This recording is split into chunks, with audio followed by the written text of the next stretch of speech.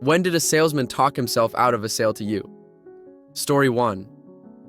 I was broke but desperately needed a new car, so I went down to a local dealership to see if they had anything with a monthly payment I could afford.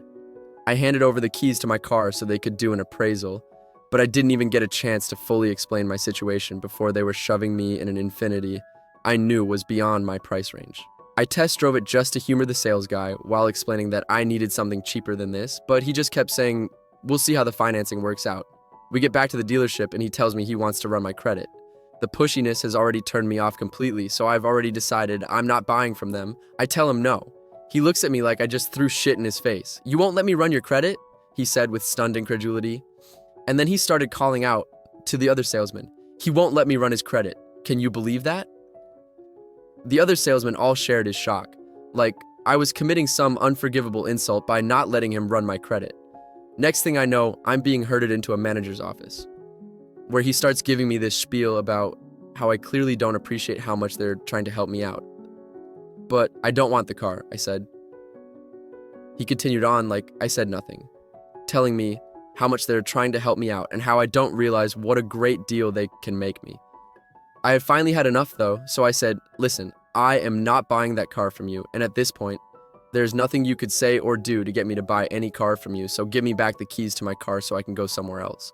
And then he actually said to me, "I'll give you back your keys when I'm ready." He realized almost immediately that he had fucked up though, because as soon as he said it, he got up and went and got my keys.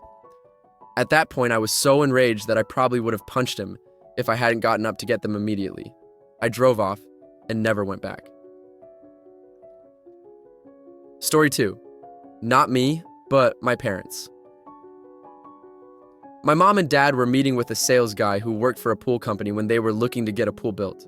He was a standard sales guy, and at one point tried to mention some add-on or something.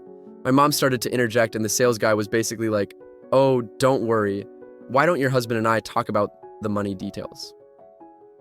He said a few other things along those lines and was overly condescending, the whole "how about you sit tight while the men talk business" sort of mentality. My mom looked at the guy for a second, then to my dad, then stood up and said, "You know what? I think we're done here." As she and my dad stood up to leave, the sales guy apparently kind of stammered, then smirked, looked at my dad and said, "Oh, come on, haha. Okay, let's continue," thinking it was some joke. My dad responded, "Nope." You heard my wife. We're out of here. And that was that. Story 3.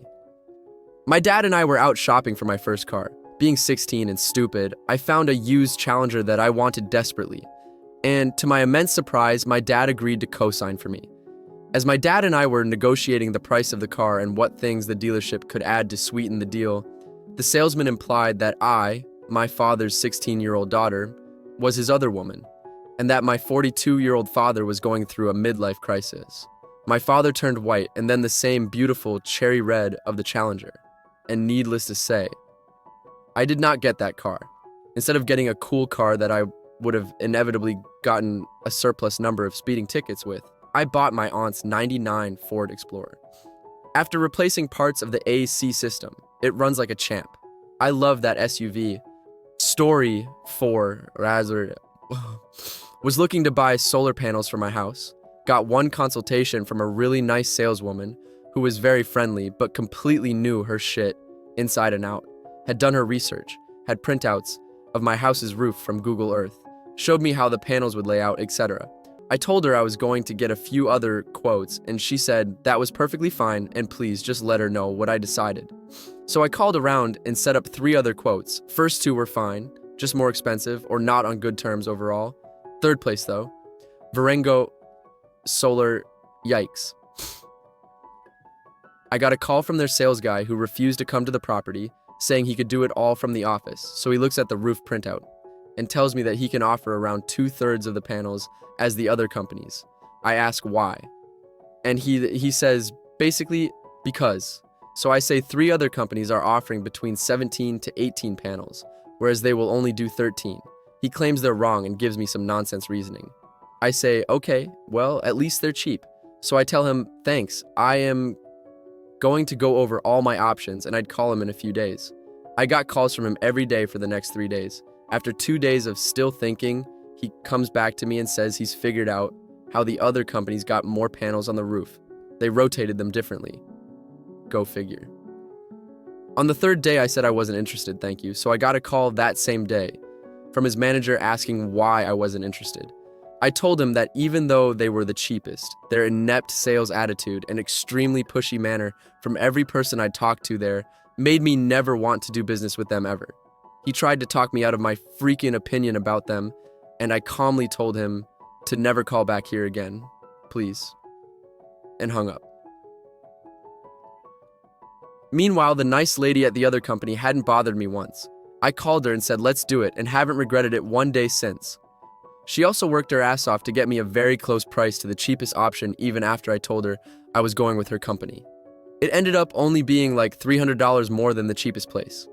Story 5, I recently went through the vehicle buying process. I went to 8 different local dealerships. Every single one of them tried the lowball your trade, demand full price for the new vehicle, tired ass, old school way of doing business despite me telling them I used to sell cars too and know how their game is played. I wasn't having any of it. One sales manager actually offered $17,000 when my trade was valued around $25,000, then got mad when I laughed at him. Another initially offered one trade value, then tried to drop it by $2,000 via some number manipulation. It's as though they don't realize the consumer has literally every single resource at their disposal as the dealers now, and pricing takes 30 seconds on a laptop with mediocre Wi-Fi. I made one email blast with my trade details to a dozen dealerships out of state with the vehicle I was looking for, and within 4 hours had numbers and details worked out in writing with a dealership 160 miles away.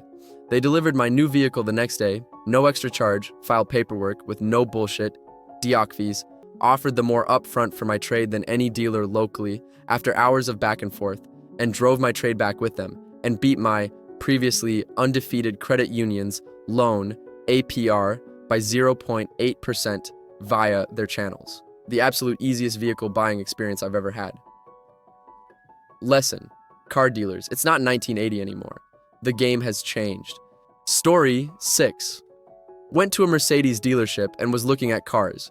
Decided I was going to get one. While talking to the sales guy, I texted my stepdaughter to come pick up my original car and drive it home so I could drive the new one home since she was about to finish her classes just up the road at university. It took her a while to show up, so I am a large white man. My stepdaughter is mixed, half white, half black. When she came into the showroom floor, she walked over and was looking at a car. The sales manager and salesman who were in the room with me looked out, and the sales manager came out and said, "Oh, wow, hey, look over there," to the salesman and me. I see he's talking about my stepdaughter. I kind of half smiled, not because I'm amused by what he said, but because I know where this conversation is about to go. And without a second hesitation, he tells the salesman, "She's hot. She looks like she has a little white in her." And the sales manager then looks at me with a side glance and says, "I'd like to put a little white in her. He. You know what I mean?" I stood up. By large white man, I mean I'm 6'4", 220 pounds. I was in the middle of reading through the sales contract when I just slowly started to tear it up and put it on the desk. Never said anything to them, just stared at them for a very uncomfortable amount of time, until they both just kind of stood there looking at the floor, walked out and left. Story 7. My wife and I were getting our wedding rings cleaned at Zales, and the sales girl offered to clean her engagement ring, an heirloom from my great-great-aunt as well, which they usually do.